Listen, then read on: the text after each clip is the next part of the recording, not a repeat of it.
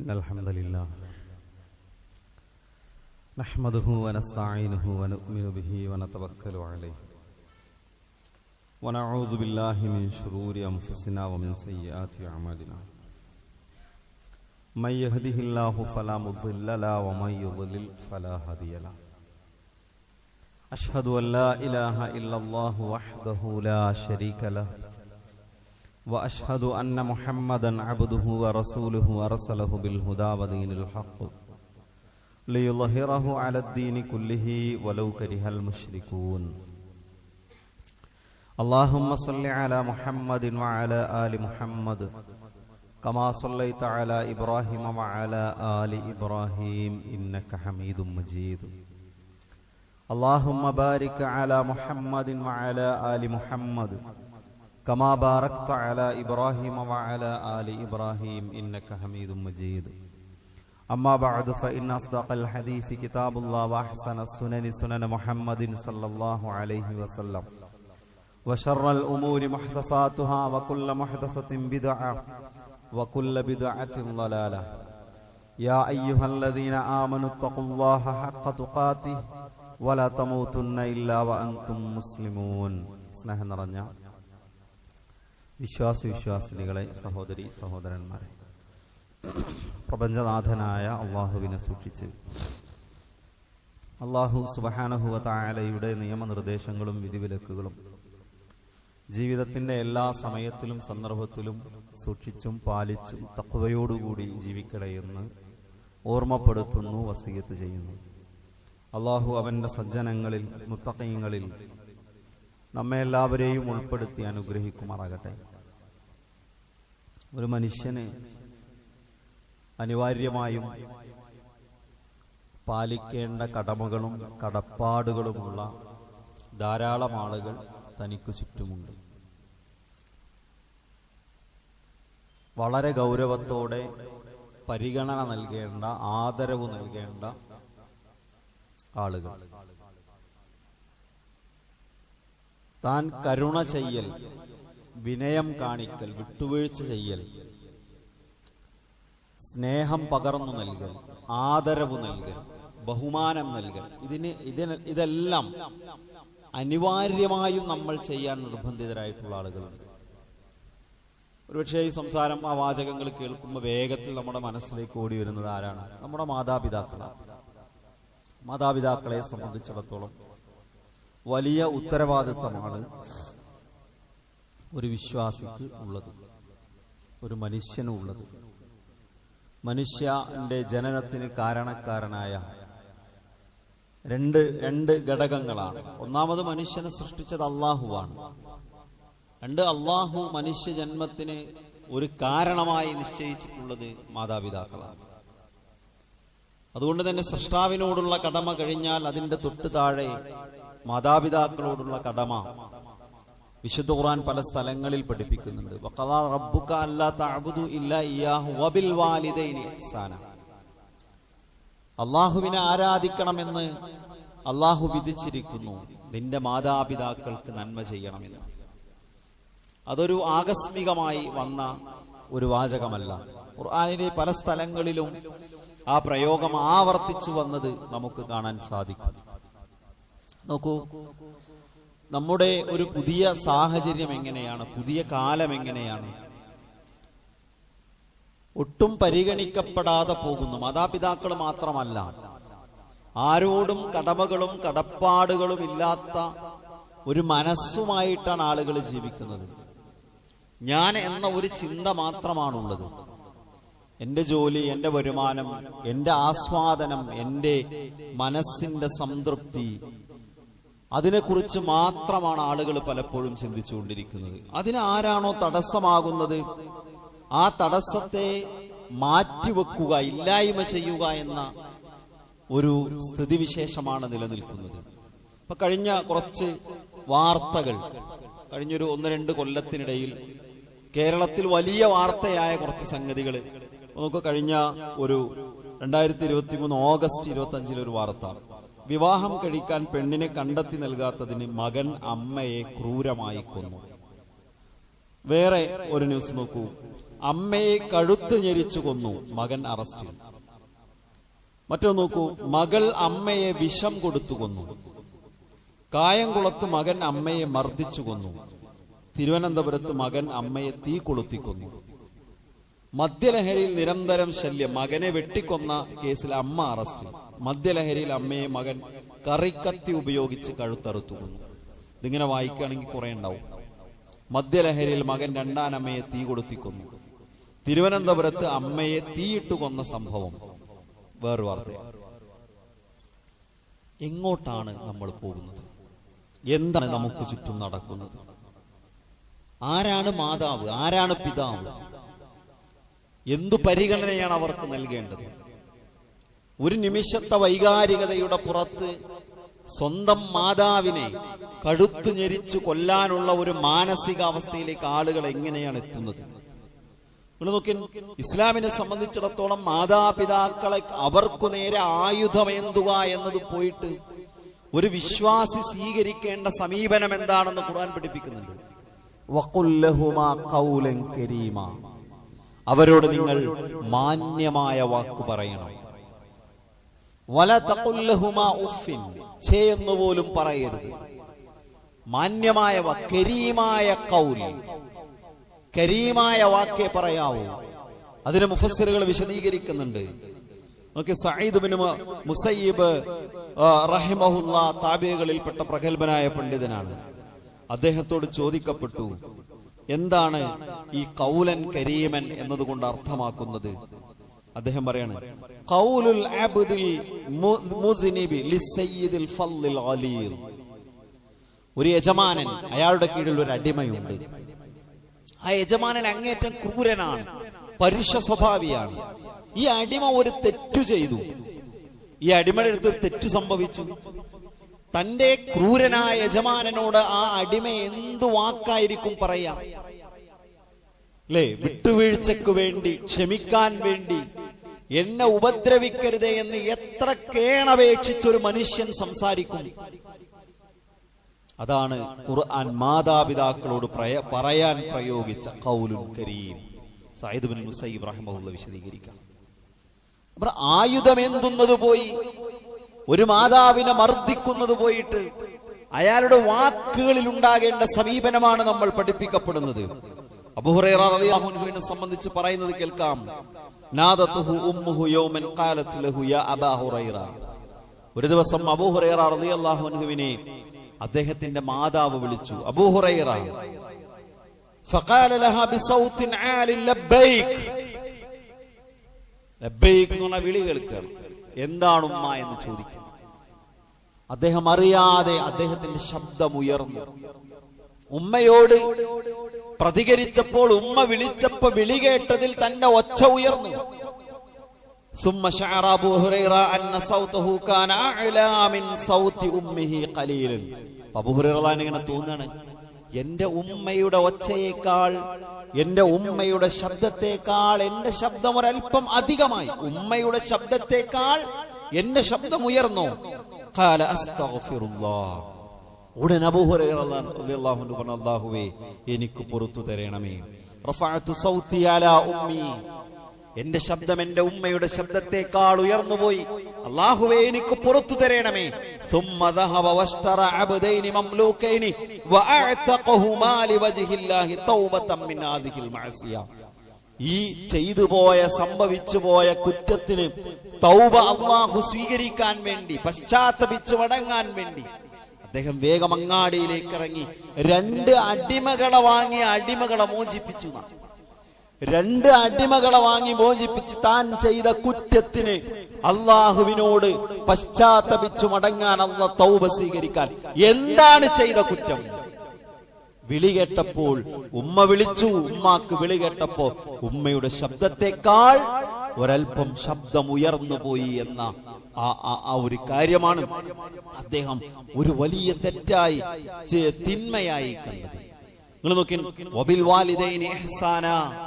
ഖുർആൻ പറയുന്നത് നിങ്ങൾ മാതാപിതാക്കൾക്ക് നന്മ ചെയ്യണം. മാതാപിതാക്കൾക്ക് എന്തു നന്മയാണ് ചെയ്യുക? എന്തു നന്മയാണ് ചെയ്യേണ്ടത്? എത്ര അളവിൽ നമ്മൾ നന്മ ചെയ്യണം? എത്ര വലിയ ത്യാഗം ഉമ്മാക്കും ഉപ്പാക്കും വേണ്ടി നമ്മൾ ചെയ്യണം? എത്ര അളവിൽ ചെയ്യണം?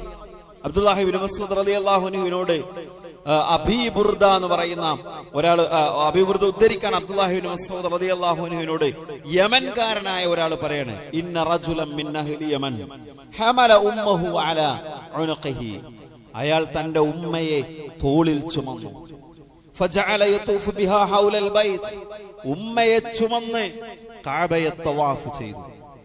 ഉമ്മയെ തോളിലിരുത്തി കഅബയെ തവാഫ് ചെയ്യുന്ന ഒരു മനുഷ്യനെ, ഒരു മാതാവിനെ ചുമലിലേറ്റ് തവാഫ് ചെയ്യുന്നത് എന്തു വലിയ ത്യാഗമാണ്.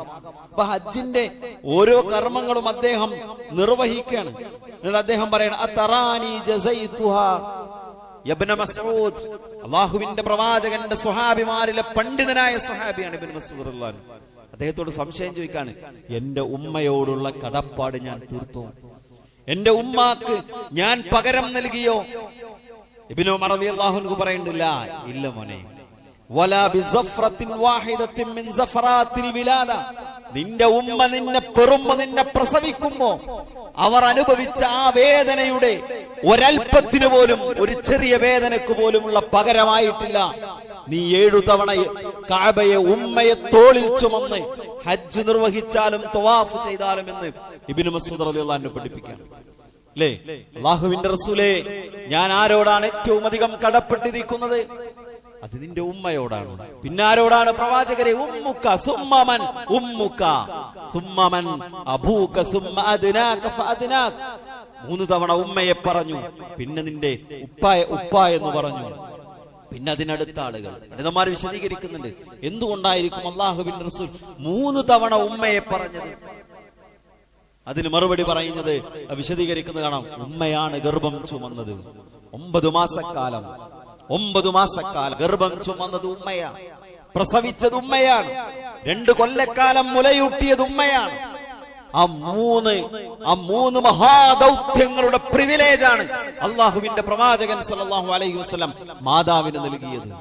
ഉമ്മുക ഉമ്മുക ഉമ്മുക, നിന്റെ ഉമ്മയോട്, നിന്റെ ഉമ്മയോട്, നിന്റെ ഉമ്മയോട്, നിന്റെ ഉപ്പയോട് ഏറ്റവും അധികം കടമയുള്ളത് അവരോടാണ്. അതുകൊണ്ട് തോളിൽ ചുമന്ന് ഹജ്ജ് നിർവഹിച്ചാലും ഉമ്മ പ്രസവിക്കുമ്പോൾ അനുഭവിച്ച വേദനകളിൽ നിന്നൊരു വേദനയ്ക്ക് പോലും പകരമാകുന്നില്ല എന്ന് ഇബ്നു മസ്ഊദ് റളിയല്ലാഹു അൻഹു പഠിപ്പിക്കാണ്. സൈനുൽ ആബിദീൻ അലി ഇബ്നു അബീ ത്വാലിബ് റളിയല്ലാഹു അൻഹുവിന്റെ പേരക്കുട്ടിയാണ്. എന്നിട്ടോ അദ്ദേഹത്തോട് ചോദിക്കാണ്, ഇന്നക മിൻ അബർരിന്നാസ് ബി ഉമ്മിക് യാ സൈനുൽ ആബിദീൻ, നിങ്ങൾ നിങ്ങളുടെ ഉമ്മയോട് അങ്ങേറ്റം നന്മ ചെയ്യുന്ന ആളാണല്ലോ, പുണ്യം ചെയ്യുന്ന ആളാണല്ലോ. പക്ഷേ ആലോചിച്ചോക്കണം, സലഫുകൾ എങ്ങനെയാണ് വബിൽ വാലിദൈനി ഇഹ്സാന എന്നുള്ള ആയത്തിനെടുത്തത്, നമ്മൾ എങ്ങനെയാണ് മാതാപിതാക്കൾക്ക് നന്മ ചെയ്യണമെന്ന ആയത്തിനെ എടുക്കുന്നത്. നമ്മളൊന്ന് കമ്പയർ ചെയ്യാൻ, ഒന്ന് താരതമ്യം ചെയ്യാൻ, നമ്മൾ എവിടെ നിൽക്കുന്നു എന്ന് മനസ്സിലാക്കാൻ. അങ്ങ് ഉമ്മാക്ക് ഏറ്റവും അധികം നന്മ ചെയ്യുന്ന ആളാണ്. പക്ഷെ ഇന്നേ വരെ ഉമ്മയോടൊപ്പം ഒരു പാത്രത്തിൽ നിന്ന് ഭക്ഷണം കഴിക്കണ ഞങ്ങൾ കണ്ടിട്ടില്ല. ഉമ്മയോട് നല്ല സ്നേഹം ഉണ്ടെങ്കിൽ ഉമ്മാന്റെ കൂടെ ഇരുന്ന് ഒരു പാത്രത്തിൽ നിന്ന് ഭക്ഷണം കഴിക്കൂലേ? അദ്ദേഹത്തിന് പറഞ്ഞ മറുപടി എന്താണെന്നറിയാമോ? ഭക്ഷണ പാത്രത്തിലേക്ക് കൈകൊണ്ടുപോകുമ്പോ എന്റെ ഉമ്മയെ ഞാൻ മറികടക്കുമോ, മുൻകടക്കുമോ? ഉമ്മ ആദ്യം ഒരു പിടിയെടുക്കുന്നതിന് മുമ്പ് ഏതെങ്കിലും ഒരു സന്ദർഭത്തിൽ ഞാൻ എടുത്തുപോയാൽ അതെന്റെ ഉമ്മ ചെയ്യുന്നതിന് മുമ്പായി ചെയ്യലല്ലേ? അതെന്റെ ഉമ്മയോടുള്ള നന്മക്കെതിരല്ലേ? എത്ര നിസ്സാരമാണ് നമ്മുടെ കണ്ണിൽ. എത്ര ചെറിയ ഒരു കാര്യത്തിലാണ് അവർ ശ്രദ്ധ കൊടുത്തത്. അബൂ ഉമറിനോട് അദ്ദേഹത്തിന്റെ മകനെ കുറിച്ച് ചോദിക്കുന്നുണ്ട് റഹിമഹുല്ലാ. പൂർവീകരായ സലഫുകളിൽപ്പെട്ട ആളുകളാണ്. ഫഖീല ലഹു കൈഫ കാനത് ഉസ്റതുഹു മഅക, നിങ്ങളുടെ മകൻ നിങ്ങൾക്ക് ചെയ്യുന്ന നന്മയെ കുറിച്ച് എന്താണ് നിങ്ങൾക്ക് പറയാനുള്ളത്? അദ്ദേഹം പറയാണ്, മാ മശാ മഅ ഖത്ത് ഫീ ലൈലിൻ ഇല്ലാ കാന അമാമി, ഞാനും എന്റെ മകനും ഒരു രാത്രിയിൽ നടന്നു പോവുകയാണെങ്കിൽ എല്ലാ രാത്രിയിലും ഞങ്ങൾ ഒരുമിച്ച് നടക്കുകയാണെങ്കിൽ അവന്റെ മുന്നിൽ നടക്കും. ഒരു തേളിന്റെ കടികൊള്ളാതിരിക്കാൻ, ഒരു പാമ്പിന്റെ കൊത്തേൽക്കാതിരിക്കാൻ, ഒരു ശത്രുവിന്റെ ആക്രമണം ഉണ്ടാകാതിരിക്കാൻ എന്റെ മകനായിരിക്കും എന്റെ മുന്നിൽ. എന്നാൽ പകലിലാണോ ഞങ്ങൾ നടക്കുന്നത്? എന്റെ മകൻ എന്റെ പുറകിലായിരിക്കും.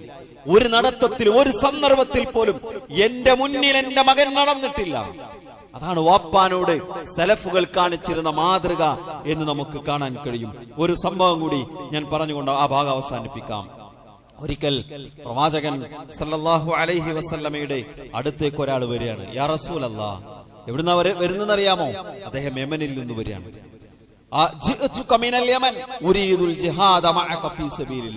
കേൾക്കാറുള്ള ഹദീസാണ്. നബിയെ, ഞാൻ യമൻ എന്ന് വരികയാണ്. എന്തിനാ വന്നെന്നറിയോ? എനിക്ക് യുദ്ധം ചെയ്യണം, ജിഹാദ് വേണം. മക്കയിലേക്ക് യമനിൽ നിന്നുള്ള ദൂരത്രേ?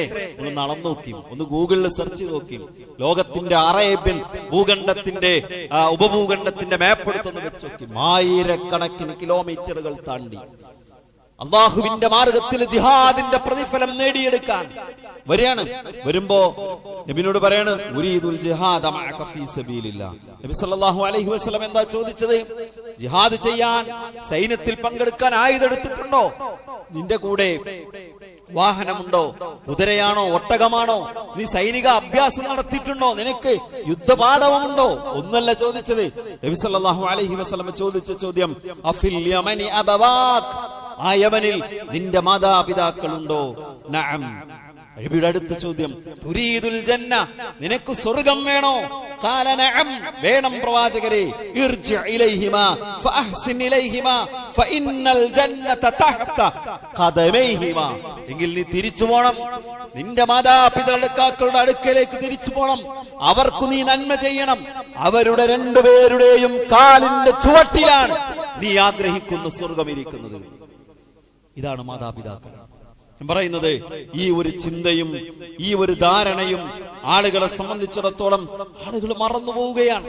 ഇതൊക്കെ മാറ്റിവെച്ച് മാതാപിതാക്കളെ കൈയൊഴിഞ്ഞ് ഇന്നലെ പരിചയപ്പെട്ട ഏതെങ്കിലും ഒരു കാമുകന്റെ കാമുകിയുടെ കൂടെ ഇറങ്ങിത്തിരിച്ച് കോടതി വരാന്തകളിൽ മാതാപിതാക്കളെ വേണോ, ഇന്നലെ കണ്ടവനെ വേണോ എന്ന് ചോദിക്കുമ്പോ എനിക്കിവൻ മതി എന്ന് പറയുന്ന വൃത്തികെട്ട ഒരു സംസ്കാരത്തിലേക്ക് നമ്മുടെ യുവത മാറിപ്പോവുകയാണ്. തന്റെ ആസ്വാദനത്തിന്, തന്റെ അനുഭൂതികൾക്ക്, തന്റെ ആഘോഷങ്ങൾക്ക് മാതാപിതാക്കൾ തടസ്സം നിൽക്കുമ്പോ അവരുടെ കഴുത്തറുത്തു കൊല്ലാൻ മടിയില്ലാത്ത ഒരു സമൂഹം ഇവിടെ വളർന്നു വരികയാണ്. നമ്മളത് കഴുത്തറുത്ത് കൊല്ലുക എന്ന ഏറ്റവും ഭീകരമായ ആ തിന്മയെ കുറിച്ച് മാത്രം നമ്മൾ ചിന്തിക്കണ്ട. ഈ സലഫുകളുടെ ജീവിതവും നമ്മുടെ പെരുമാറ്റവും ഒന്ന് നമ്മൾ താരതമ്യം ചെയ്തു നോക്കാം. മാതാപിതാക്കൾ മാത്രമല്ല സുഹൃത്തുക്കളെ, ദീനെന്ന് പറഞ്ഞാൽ പരിഗണിക്കേണ്ടവരെ പരിഗണിക്കേണ്ട മതമാണ്, ആദരിക്കേണ്ടവരെ ആദരിക്കേണ്ട മതമാണ്. ഇത് നമ്മൾ മറന്നുപോകുന്നു, പുതിയ തലമുറ മറന്നുപോകുന്നു. ബഹുമാനം എന്ന് പറയുന്ന ഒരു സംഗതിയില്ല അല്ലെ? കഴിഞ്ഞ ദിവസം പറഞ്ഞെന്താ, പ്രിൻസിപ്പൾ കോളേജിൽ നിന്ന് പുറത്താക്കി, എന്നാ പിന്നെ ആ പ്രിൻസിപ്പൾ കോളേജിലേക്ക് 2 കാലിൽ വരുന്നത് ഞങ്ങളൊന്ന് കാണട്ടെ എന്ന് വെല്ലുവിളിക്കുന്ന വിദ്യാർത്ഥിയുടെ വീഡിയോ നമ്മളൊക്കെ കണ്ടതാണ് അല്ലേ? അധ്യാപകനുള്ള സ്ഥാനം എന്താ? മുതിർന്നവർക്കുള്ള സ്ഥാനം എന്താ? ഏതു വലിയവനായാലും പ്രായം ചെന്നവനെ ബഹുമാനിക്കുക എന്നുള്ളത് ഇസ്ലാമാണ്, വിശ്വാസിയുടെ ഭാഗമാണ്, വിശ്വാസത്തിന്റെ ഭാഗമാണ് അല്ലേ? നബി സല്ലല്ലാഹു അലൈഹി വസല്ലമയുടെ ഒരു ഹദീസുണ്ട്, ഇന്ന മിൻ ഇജ്ലാലില്ലാഹ്, അല്ലാഹുവിനെ ആദരിക്കുന്നതിന്റെ ഭാഗമാണ്. ആരാധരിക്കുന്നതിന്റെ? അല്ലാഹുവിനെ ആദരിക്കുന്നതിന്റെ ഭാഗമാണ് ഇക്റാമു ദിശ്ശൈബ, പ്രായം ചെന്നവരെ ബഹുമാനിക്കുക എന്നത്. വഹാമിലുൽ ഖുർആൻ, ഖുർആൻ മനസ്സിലുള്ളവനെ, ഇൽമുള്ളവനെ ആദരിക്കുക എന്നുള്ളത്. വൈക്റാമിസ് സുൽത്താനുൽ മുഖ്സിത്, നീതിമാനായ ഭരണാധികാരിയെ ആദരിക്കുക എന്നുള്ളത്. 3 ആളുകളെ ആദരിക്കുന്നത് അള്ളാഹുവിനോട് കാണിക്കുന്ന ആദരവാണ്.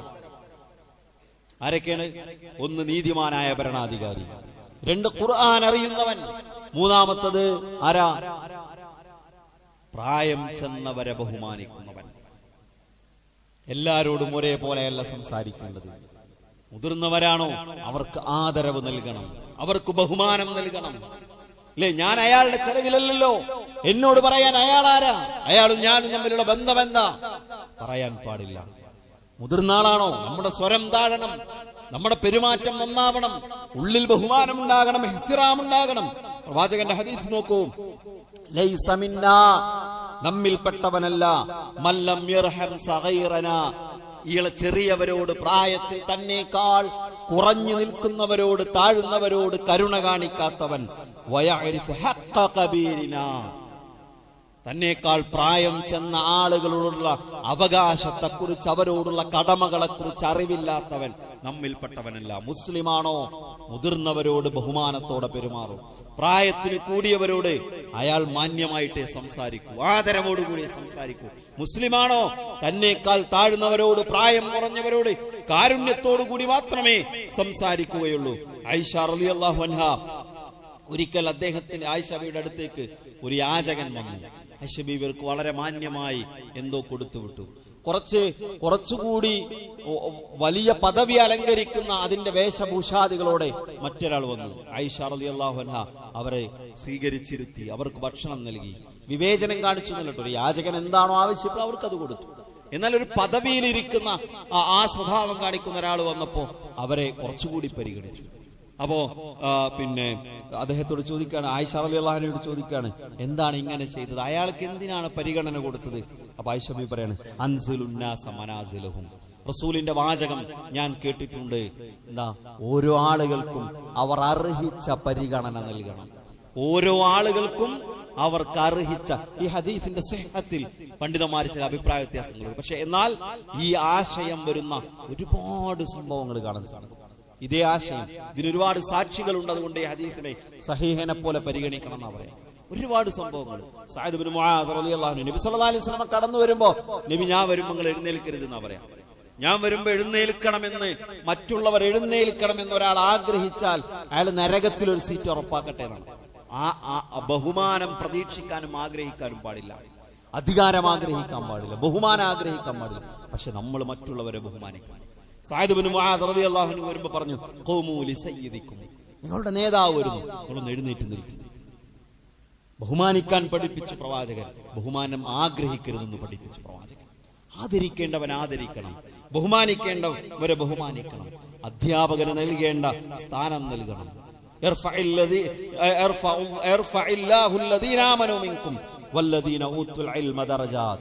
പഠിപ്പിച്ചു തരുന്ന, ഇൽമ് പകർന്നു നൽകുന്ന, ഇൽമുള്ള ആളുകൾക്ക് അല്ലാഹു സുബ്ഹാനഹു വ തആല വലിയ സ്ഥാനമാണ് നൽകിയത്. നമ്മുടെ നാട്ടിൽ പലപ്പോഴുള്ളതുപോലെ ഒരു പൗരോഹിത്യം വേണമെന്നല്ല പറയുന്നത്.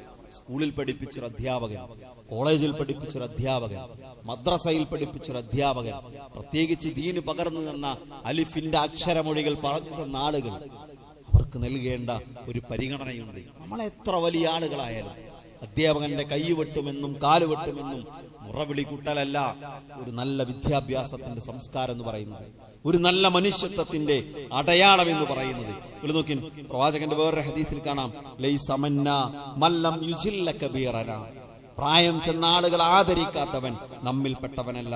വയർഹം സഗീറന, ചെറിയവരെ അവരോട് കരുണ കാണിക്കാത്തവൻ നമ്മിൽപ്പെട്ടവനല്ല.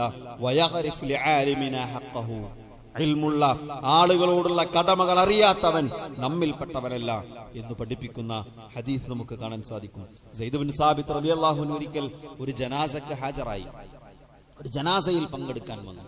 അങ്ങനെ അത് കഴിഞ്ഞ് അദ്ദേഹം ഇങ്ങനെ എഴുന്നേറ്റ് പോകാൻ നേരത്ത് അദ്ദേഹം തന്റെ വാഹനപ്പുറത്ത് കയറുന്ന ഒരു ഇരുമ്പിന്റെ വടിയുണ്ട്. വഹുവൽ ഹദീദത്തുല്ലതി യളഉ ഫീഹാ ഖദമഹു ലിയർകബ ദാബ്ബ, തന്റെ വാഹനപ്പുറത്ത് കയറാൻ ഉപയോഗിക്കുന്ന ഒരു ഉപകരണം.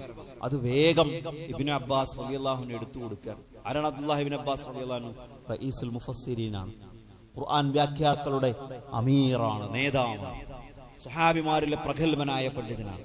സയ്യിദ് ഇബ്നു സാബിത്ത് റളിയല്ലാഹു അൻഹു അങ്ങനെ തന്നെയാണ്, വലിയ പണ്ഡിതനാണ്. നബി സല്ലല്ലാഹു അലൈഹി വസല്ലമയുടെ പ്രധാന വഹി എഴുത്തുകാരനായിരുന്നു.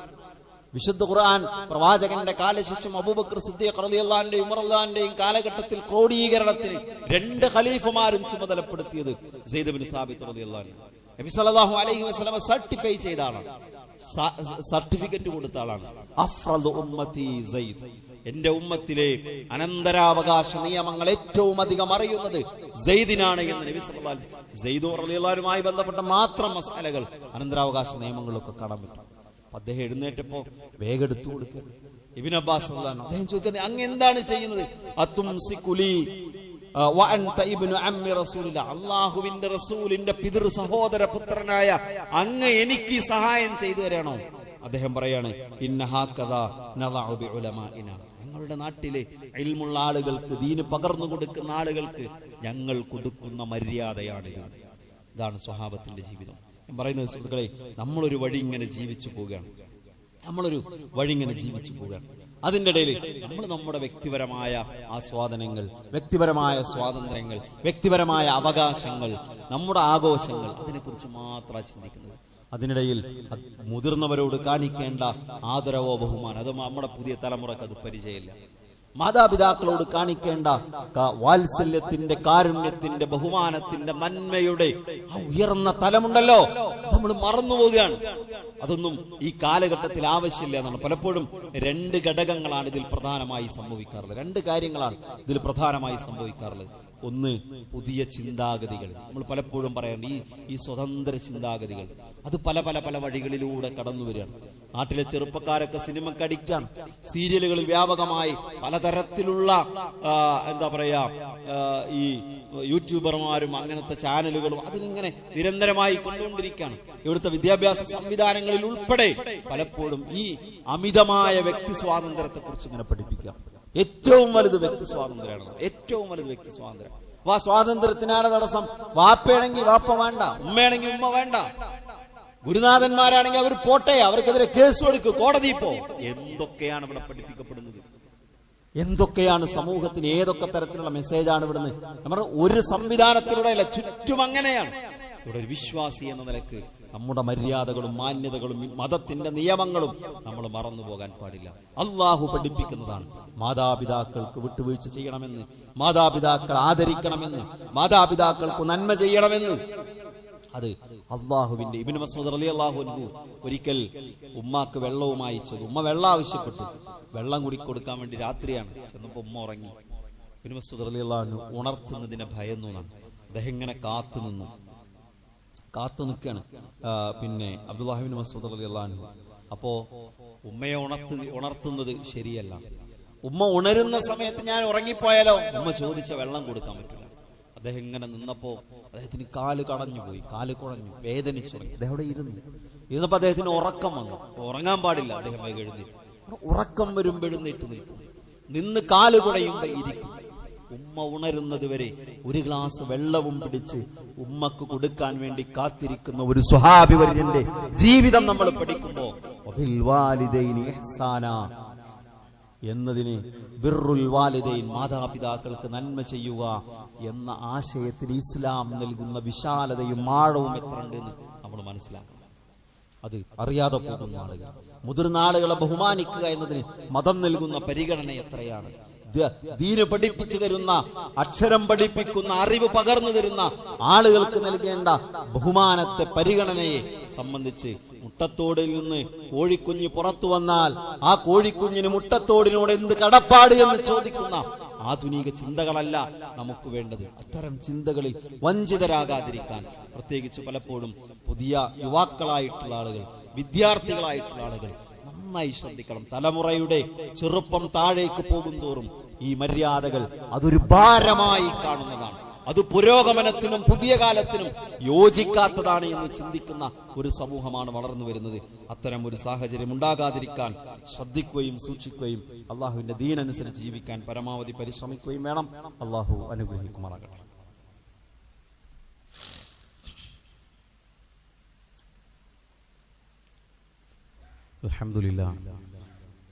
അൽഹംദുലില്ലാഹി റബ്ബിൽ ആലമീൻ വസ്സലാത്തു വസ്സലാമു അലാ നബിയിന മുഹമ്മദിൻ വഅലാ ആലിഹി വസ്ഹബിഹി അജ്മഈൻ. അമ്മാ ബഅദ്.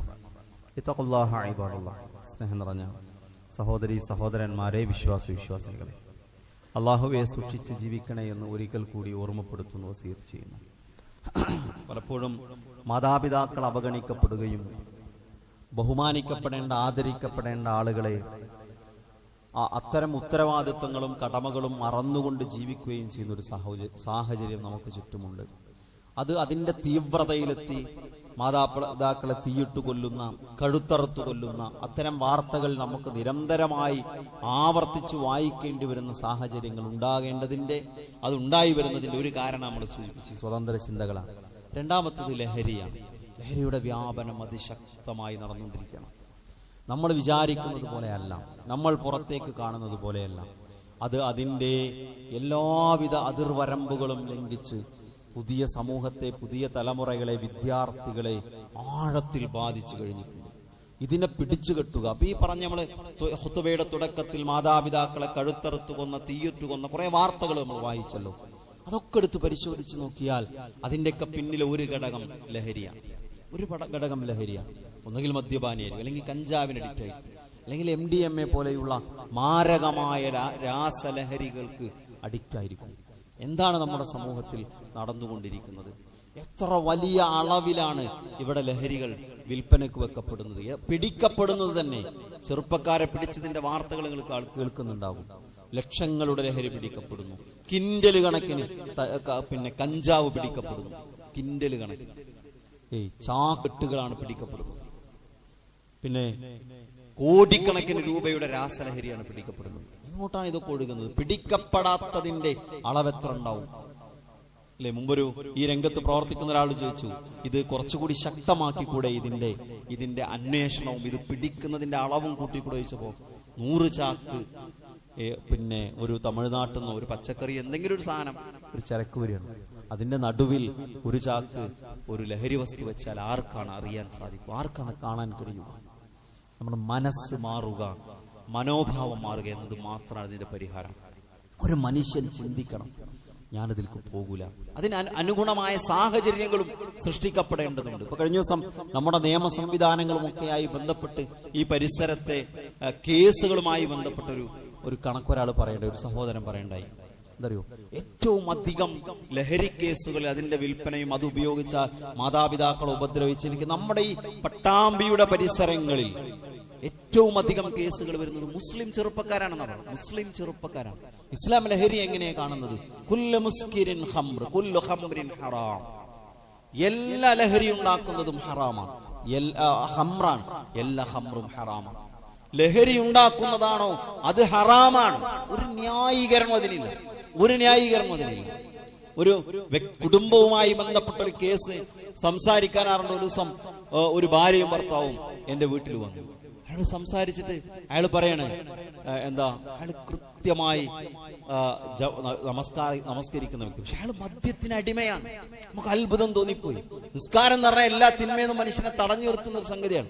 അപ്പോ ദീനുണ്ടാകും, അതോടൊപ്പം ലഹരിയുമാകാം. അത് കുറച്ചൊക്കെ ആകാം അല്ലേ? പ്രവാചകൻ പഠിപ്പിച്ചെന്താ? കൂടുതൽ ഉപയോഗിച്ചാൽ ലഹരി ഉണ്ടാകുന്നതിന്റെ അല്പവും ഹറാമാണ്, അല്പവും ഹറാമാണ്. അറിയോ, ശിർക്ക് ചെയ്തവൻ നരകത്തിൽ ശാശ്വതമാണ്. സ്വർഗത്ത് പോകാത്ത, നരകത്തിൽ നിത്യവാസിയാകുന്ന ആളുകളെ പറയുന്നിടത്ത് പ്രവാചകൻ പ്രയോഗിച്ച ഒരു വാക്കെന്നറിയോ? മുദ്മിനുൽ ഖംർ. ഒരു ന്യായീകരണമില്ല. ലഹരിക്കടിമയാണോ നരകത്തിൽ അവൻ ശാശ്വതനാണ്.